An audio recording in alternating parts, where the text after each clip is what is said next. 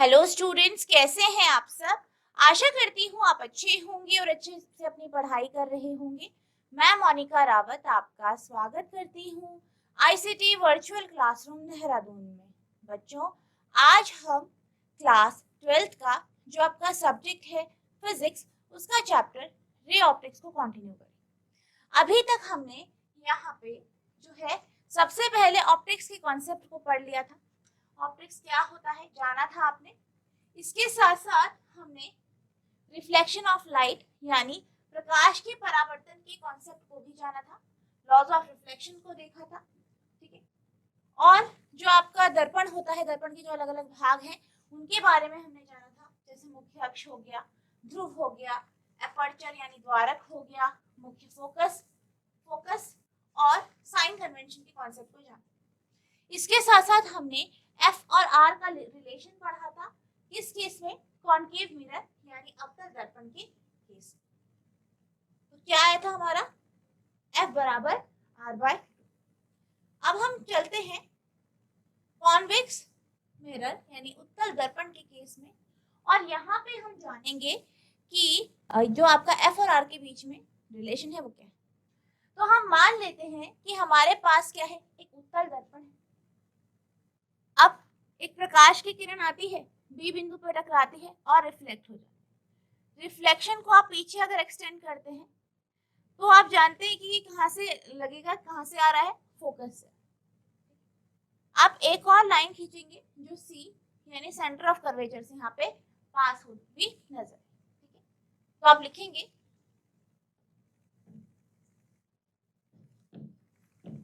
Let us consider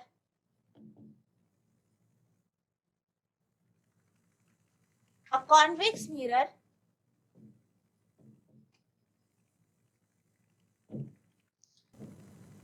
a ray of light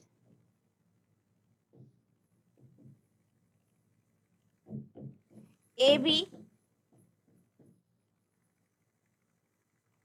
parallel to the principal axis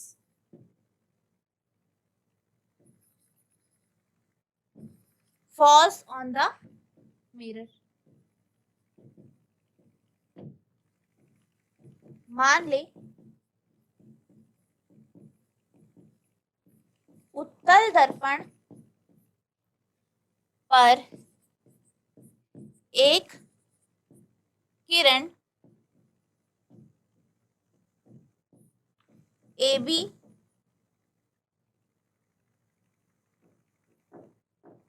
पड़ता है जो कि परावर्तित हो जाता है। ठीक है, नोट करेंगे इसे।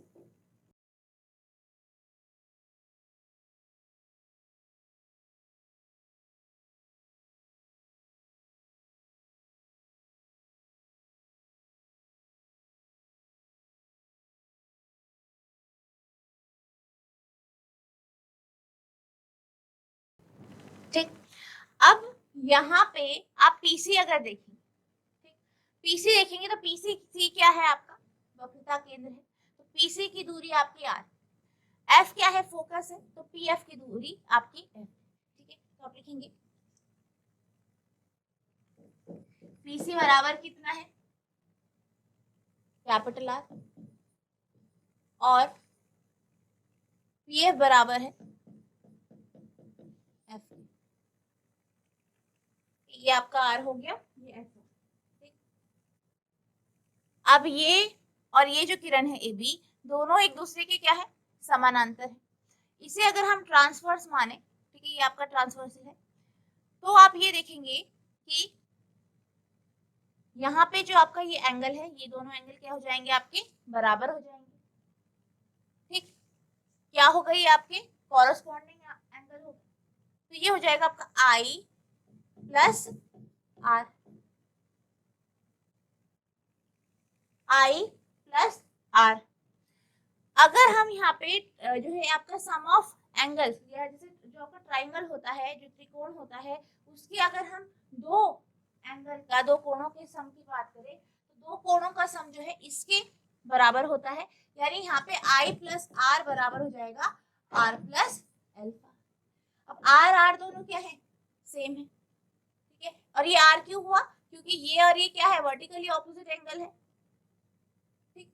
यहाँ पे आप देख सकते टिप सेम है, दोनों वर्टिकली ऑपोजिट एंगल, तो अल्फा बराबर हो जाता है आपके आई, यानी ये एंगल आपके आई के बराबर, ठीक है। तो अब आप लिखेंगे ए बी जो है वो पैरेलल है, समानांतर है किसके, A B is parallel to the principal axis,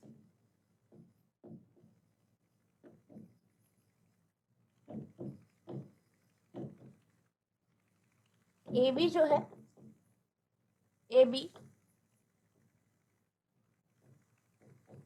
मुख्य अक्ष के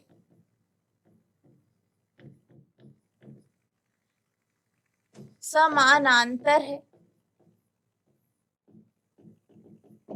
ठीक है। तो क्या होगा, एंगल ए बी आप इसे मान लीजिए डी, और एंगल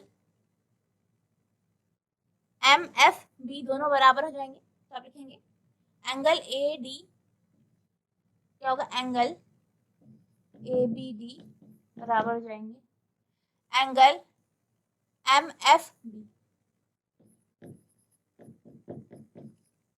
कितना होगा, आई plus are,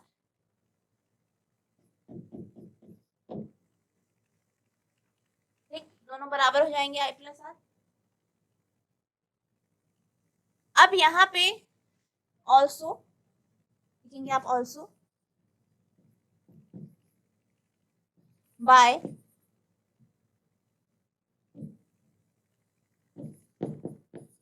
exterior interior angle property of a triangle, हमें क्या पता चलता है, हमें पता चलता है आर प्लस सी या R plus alpha equals to I plus are,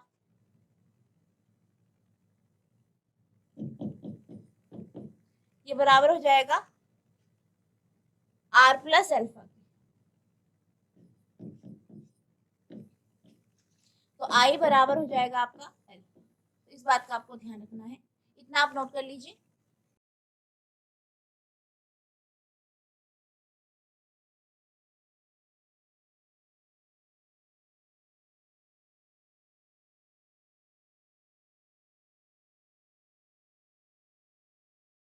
ठीक, अब यहाँ पे हमारे पास क्या आ गया है, एंगल सी आई आ गया है, एंगल बी आर आ गया, और आप क्या जानते हैं, आप ये जानते हैं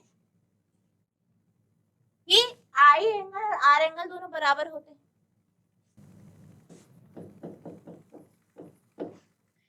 आई एंगल और आर एंगल क्या होते हैं, दोनों बराबर होते हैं, क्यों, लॉ ऑफ रिफ्लेक्शन के अकॉर्डिंग, यानी जो प्रकाश का परावर्तन है उसके नियम के अनुसार आई बराबर आर होता है, तो ये दोनों भी बराबर हो जाएंगे, ये दोनों एंगल बराबर हो जाएंगे, तो आप लिखेंगे by law of reflection of light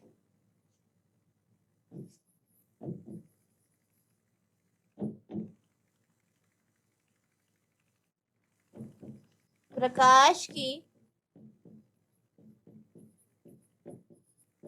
परावर्तन के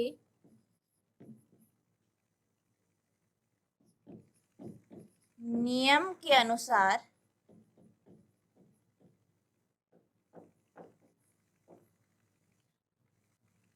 एंगल आई बराबर होता है एंगल आर के।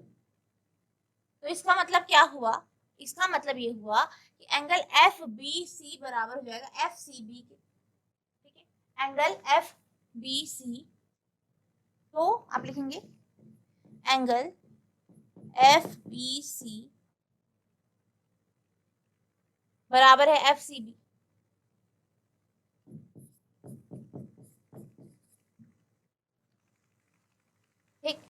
बराबर हो जाएंगे।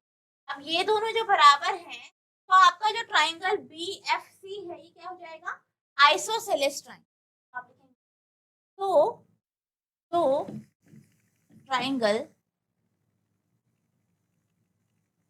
FCB is an isosceles triangle।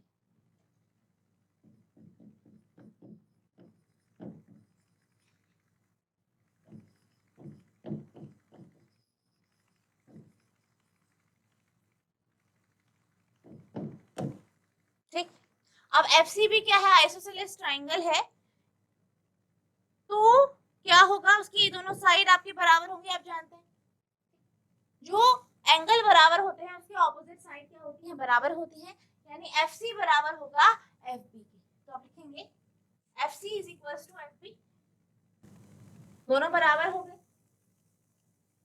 ठीक है, FC आपका FB के बराबर हो गया। अब हम बात करते हैं FP और FB। अब हम मानते हैं कि ये जो आपका दर्पण है इसका अपर्चर बहुत छोटा है, तो आप लिखेंगे let the aperture of the mirror is small। Let the aperture of the mirror is small, यानी हम मान लेते हैं कि अपर्चर क्या है, बहुत छोटा है, बहुत स्मॉल है।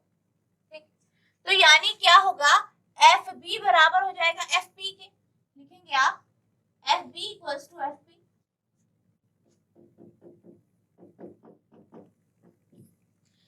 FB की बात की जाए, FP की बात की जाए, दोनों बराबर हैं। अब FP क्या है, आप ऑल्सो आप क्या जानते हैं, FP is equals to small f, यानी फोकल लेंथ। FP क्या हो गया, स्मॉल f हो गया, फोकल लेंथ है, तो ये भी आपका फिर f के बराबर होगा। तो आप लिखेंगे तो FB इज इक्वल्स टू, ठीक है, तो इतना आप लिखिए पहले।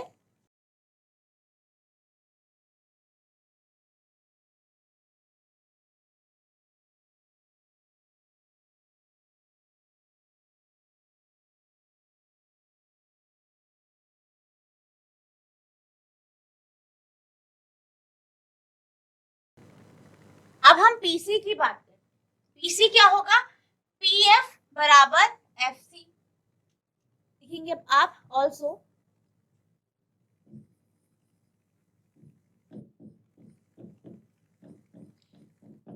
PC equals to PF plus FC। ठीक, अब यहाँ पे PF कितना है आपका, F है, FC आपका कितना है, FC आपका FC बराबर FB हो गया। आप लिखेंगे ऑल्सो FB बराबर हो जाएगा FC के। ठीक, यानी अब आपका FB वो है तो यहाँ पे आपका F आ जाएगा। और आपको क्या पता है, PF जो है ये भी F है और PC जो है ये R है। वैल्यूज रखेंगे तो PC कितना है R, PF कितना है F प्लस FC है F, यानी R equals to twice of F, या हम लिख, ठीक है, तो या फिर आप लिख सकते हैं इसे F equals to R by 2। तो यही आपका F और R के बीच में यहाँ पे रिलेशन है। इस तरीके से आपको इस डेरिवेशन को करना है, बहुत इंपॉर्टेंट डेरिवेशन है, फॉर्मूला भी बहुत इंपॉर्टेंट है, आप इसे नोट करें।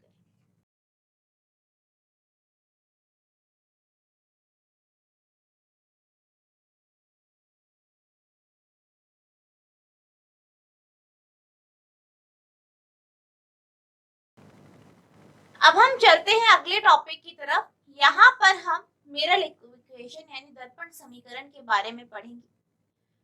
तो सबसे पहले हम बात करते हैं कॉन्केव मिरर की, और इस केस में हम रियल इमेज यानी वास्तविक प्रतिबिंब की यहाँ पे हम बात करेंगे।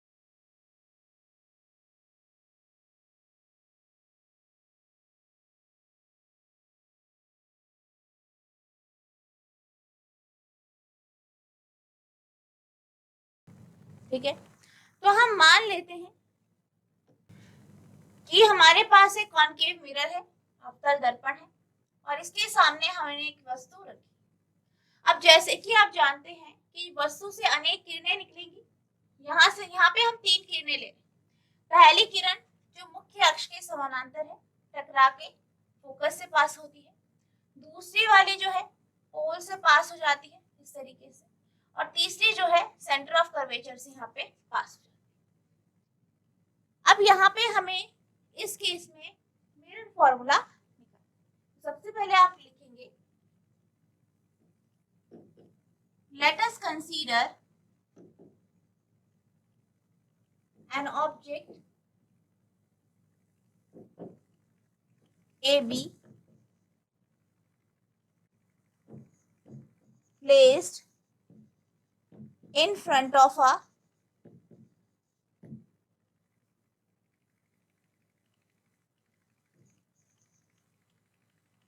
concave mirror.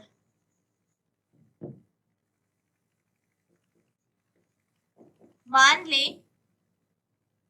एक वस्तु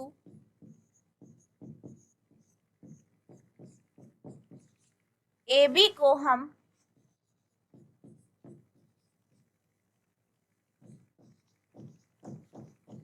दर्पण के आगे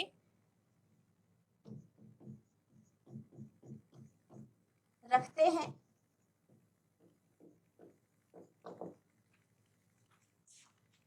एक वस्तु AB को दर्पण के आगे रखते हैं जिसका प्रतिबिंब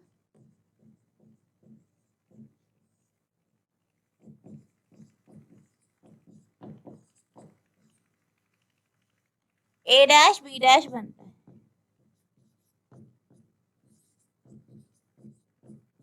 ठीक, नोट करिए इसे।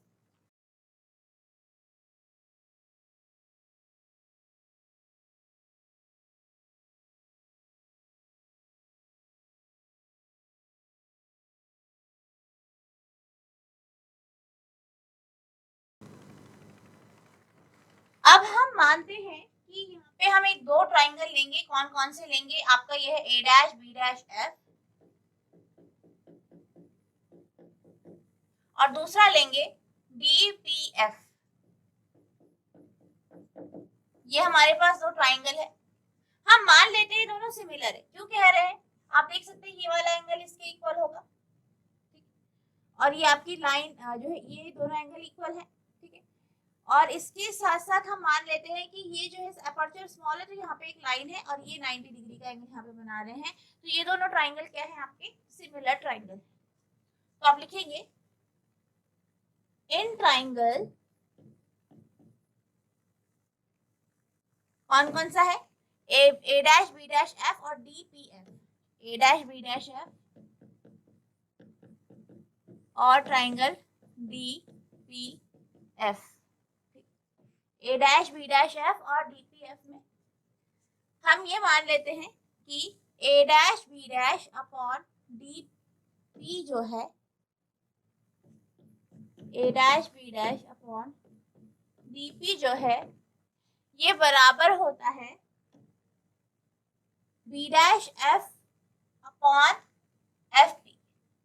B डैश F और PF, B dash F upon P। ठीक है, ये हम मान लेते हैं यहाँ पे इन दोनों ट्राइंगल। ठीक, ये हमने मान लिया, ये दोनों ट्राइंगल मान लिए। ठीक, अब हम मानते हैं ट्राइंगल ABP और A dash B dash P, ABP और A dash B dash P। Now in triangle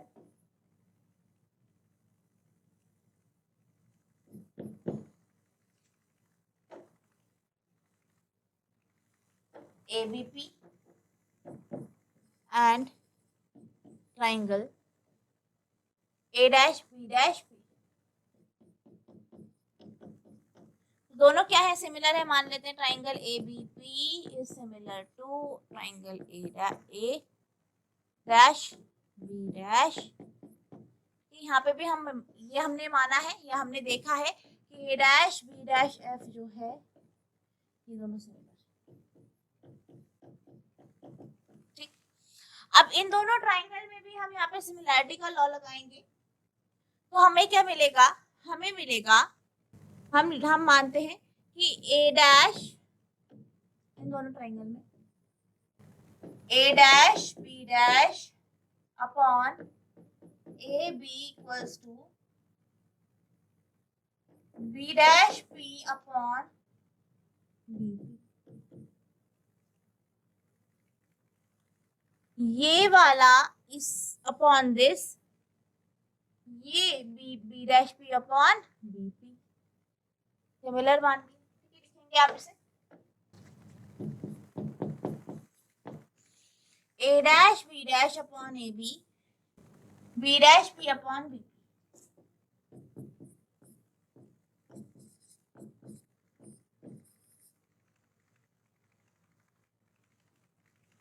ठीक है, तो ये इतना आ गया है, नोट कर लीजिए इसे।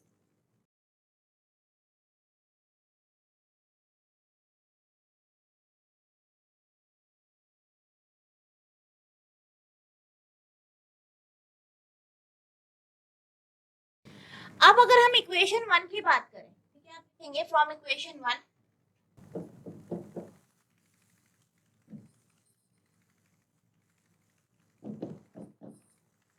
फ्रॉम इक्वेशन 1 हमें क्या पता है, यहाँ पे अगर हम डीपी की बात करें तो डीपी एडी क्या है, पैरेलल है, समानांतर है मुख्य अक्ष के, तो एबी और डीपी बराबर होंगे तो आप लिखेंगे AB equals to DP, DP equals to AB. तो आपकी इक्वेशन 1 क्या हो जाएगी, इक्वेशन 1 हो जाएगी A dash B dash upon A B equals to B dash F upon P F. Equation number 3। अब आप 3 और 2 को इक्वेट करेंगे तो लिखेंगे फ्रॉम 3 एंड 2 क्या मिलता है हमें, लेफ्ट साइड दोनों की एक जैसी है, B dash P upon B P equals to B dash F upon P F. ठीक है, नोट कर लीजिए।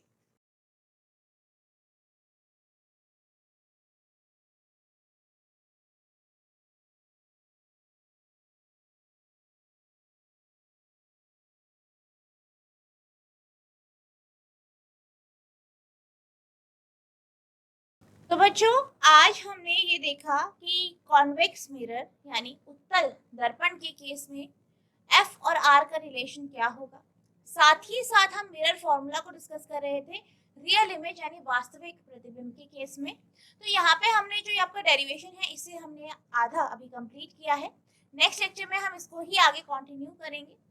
तो जितना जो आपको पढ़ाया गया है इसे आपको रिवाइज करना है, अगर आपको कोई भी डाउट होगा तो नेक्स्ट लेक्चर में आप पूछ सकते हैं। तो बच्चों आज के लिए बस इतना ही, मिलते हैं अब नेक्स्ट सेशन में, तब तक के लिए thank you and have a nice day.